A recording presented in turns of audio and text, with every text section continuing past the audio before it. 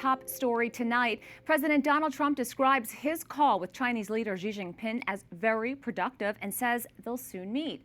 Hanging in the balance, a deal to allow the popular social media app TikTok to keep operating in the United States.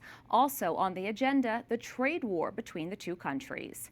White House correspondent Owen Jensen brings us today's developments. Owen. Veronica, good evening to you. President Trump has credited TikTok with helping him win the White House. And after their phone conversation today, it appears a TikTok deal is in the offing, but details still unclear right now. Starting at 8 a.m. Washington, D.C. time, President Donald Trump on the phone with China's president. President Trump later posting on Truth Social, "We made progress on many very important issues, including trade, fentanyl, the need to bring the war between Russia and Ukraine to an end, and the approval of the TikTok deal.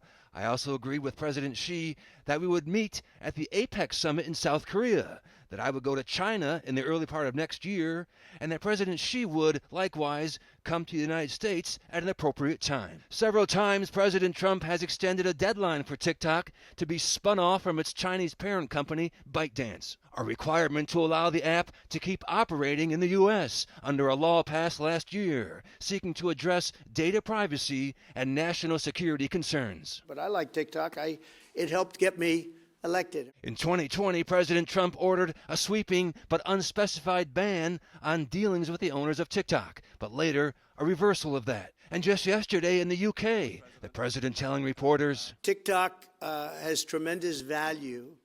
The United States has that value in its hand because we're the ones that have to approve it. I specifically get the right to approve it. President Trump's second-term trade war with Beijing has cost U.S. farmers one of their top markets. From January through July, American farm exports to China fell 53%. The American Soybean Association writes, U.S. soybean farmers are facing high input costs, trade uncertainty, and absent Chinese purchases. But there is some good news. Agriculture Secretary Brooke Rollins posts, breaking trade win. Taiwan just committed to $10 billion in U.S. agriculture buys over the next 4 years, including soybeans, corn, wheat, and beef.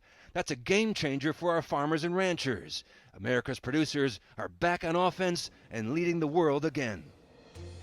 Going back to May, U.S. and Chinese officials have held 4 rounds of trade talks, another round likely in the coming weeks. Both sides pausing high tariffs, but still plenty of items to iron out. At the White House, Owen Jensen, EWTN News Nightly.